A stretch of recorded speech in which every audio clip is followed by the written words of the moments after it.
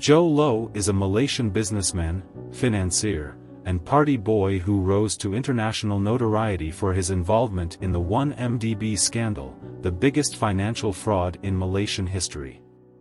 He became famous for his lavish lifestyle, partying with celebrities, and spending millions of dollars on yachts, luxury properties, and high-end art.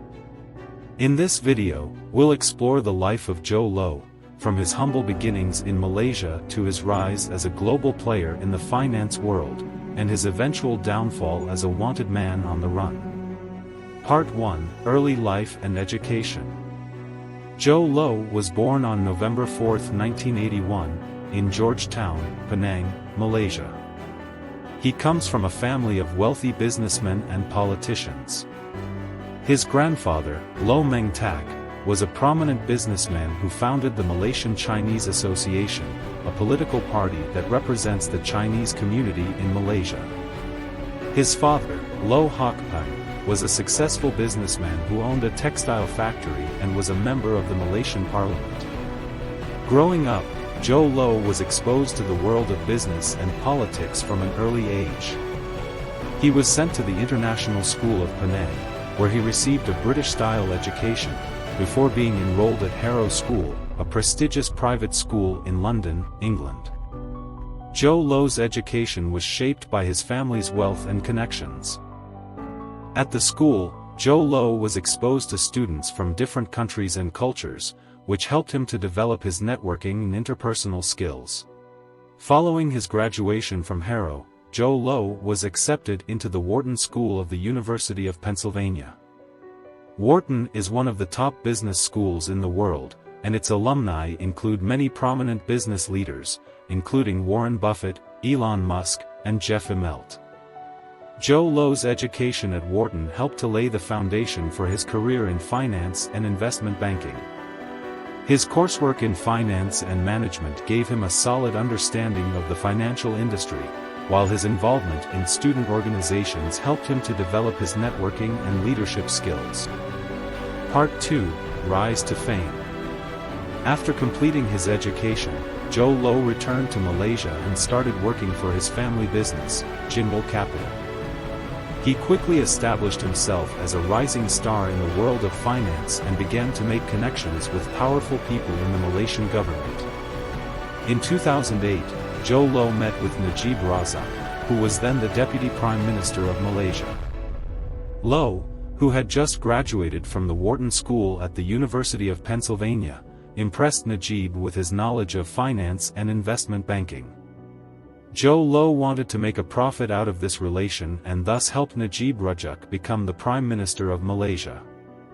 He allegedly funneled millions of dollars into the election campaign, using his connections with wealthy businessmen and foreign investors to raise funds.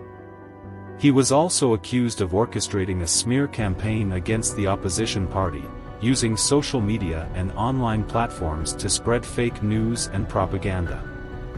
Jho Low's rise to prominence began in 2009 when he arranged a meeting between the Malaysian Prime Minister Najib Razak and the Saudi Arabian Prince Turki bin Abdullah, who was looking for opportunities to diversify his investment portfolio beyond the oil sector.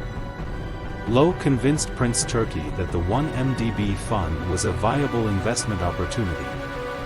During this meeting, Low proposed the creation of a sovereign wealth fund, which would be known as the One Malaysia Development Berhad, 1MDB, fund. Low was appointed as an advisor to the 1MDB fund, despite having no prior experience in finance or investment banking. Part 3: The 1MDB Scandal. Over the next few years, Jho Low used 1MDB as a front for his own personal gain. He set up a complex web of shell companies and bank accounts to siphon off billions of dollars from the fund, using the money to buy luxury properties, yachts, and art. One of the most well-known purchases made with the 1MDB funds was a $250 million yacht named Equanimity. The yacht, which was seized by authorities in Indonesia and later sold for $126 million, was outfitted with a gym, sauna, helicopter pad, and swimming pool, among other amenities. In addition to the yacht, Jho Low also reportedly used the 1MDB funds to purchase a $30 million penthouse in the Time Warner Center in New York City, a $39 million mansion in Los Angeles, and a $17.5 million Beverly Hills mansion, among other properties. Jho Low's spending didn't stop there. He also allegedly financed the production of the movie, The Wolf of Wall Street, which was produced by his film production company, Red Granite Pictures. The movie's star, Leonardo DiCaprio, was even gifted a $3.2 million Picasso painting by Jho Low as a token of appreciation for his involvement in the film. Jho Low also allegedly spent millions of dollars on parties and events, including a star-studded birthday bash for his friend, the model Miranda Kerr, in which he gifted her a $1.3 million diamond necklace. Overall, it is estimated that Jho Low and his associates stole over $4.5 billion from the 1MDB fund, making it one of the largest financial scandals in history. The scandal eventually came to light in 2015, when investigative journalists began to uncover the extent of Jho Low's involvement in the fraud. The Malaysian government launched an investigation, and Jho Low fled the country.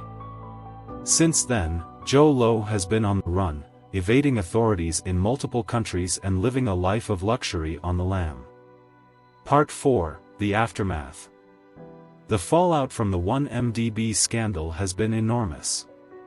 The Malaysian government has been trying to recover the stolen funds, which are estimated to be worth over $4 billion. Jho Low has been charged with multiple crimes, including money laundering and fraud, and has been the subject of an international manhunt.